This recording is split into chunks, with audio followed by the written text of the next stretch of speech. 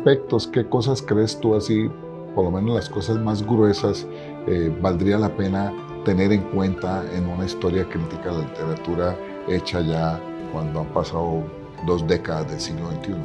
Como el ser humano es él y sus circunstancias, las condiciones en las cuales se produce la literatura.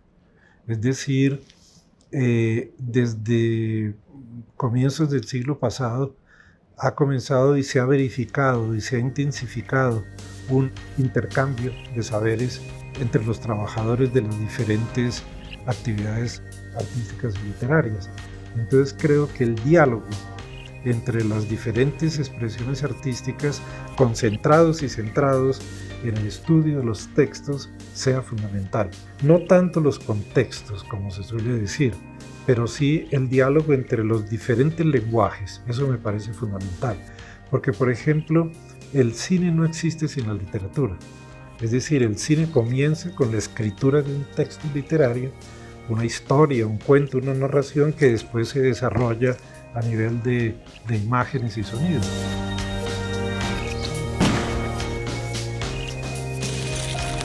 El hecho de que la escritura con signos, los signos alfabéticos, se incorpore activamente en las artes visuales me parece importante.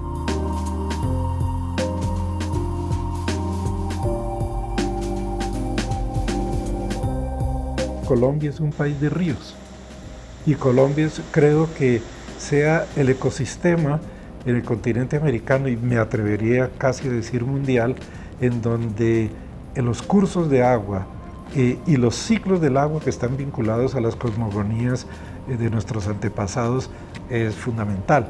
¿No acaso si uno observa los sistemas de cultivación en los Andes antiguos, en los Andes contemporáneos, las canalizaciones de agua, la construcción de terrazas en la cordillera para poder cultivar y cultivar activamente, pues son fundamentales? Pero la hidrografía limita a los cursos de agua, mientras lo coreográfico implica también los valles, las montañas, las cordilleras, los mares y sobre todo la geografía física.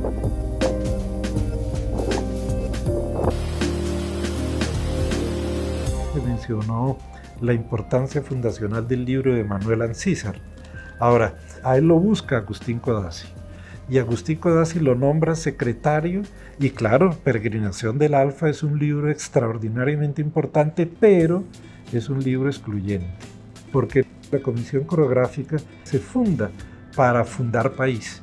Entonces el objetivo de ellos es definir los tipos, las tipologías étnicas y culturales y por ejemplo todo lo que es el Pacífico, lo que llamaban anteriormente los territorios nacionales, que eran intendencias y comisarías que no tenían una personería jurídica en sí, lo definieron el sepulcro de la humanidad.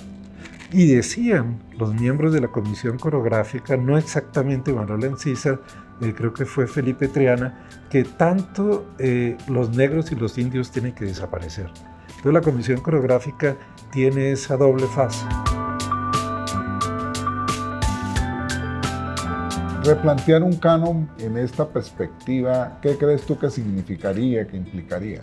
Habría que subvertir completamente la concepción misma de la literatura. Y para comenzar, aunque pueda parecer o agresivo o iconoclasta lo que yo voy a decir, es que a mí los cánones no me funcionan. Y yo creo que ese es un modo de decir muy reciente, después de que ese gordito allá en Harvard se le ocurrió un día levantarse y decir, vamos, yo les voy a decir qué es lo que hay que leer y qué es lo que no hay que leer. Y eso me parece absolutamente arbitrario porque es la visión de un individuo que intenta desde una institución como es Harvard y como son los Estados Unidos de Norteamérica imponer. Y yo me niego a aceptar eso. Recuerdo que en los cafés de Bogotá, yo, por ejemplo, a los 12, 13 años llevé mis primeros versos y ahí era si el gran poeta te leía el texto y decía qué bueno, usted siga, eso ya era la formación del canon. Entonces es muy arbitrario eso. Y yo creo que la historia crítica de la literatura colombiana tiene que ser libre, autónoma, democrática y laica. Yo creo que lo que le falta a Colombia todavía, claro, reconociendo que hay grandes trabajos, grandes realizaciones que se han hecho en los últimos 30, 40 años, todavía estamos vinculados a un tipo de cultura que hay que subvertir completamente. En la construcción de ese canon se han eliminado escritores, poetas realmente importantes y se han canonizado otras. Y eso de canonizar, eso dejémoselo a la Iglesia Católica. Yo creo que nuestra autonomía como pensadores y como trabajadores de la cultura tenga que radicar también en eso.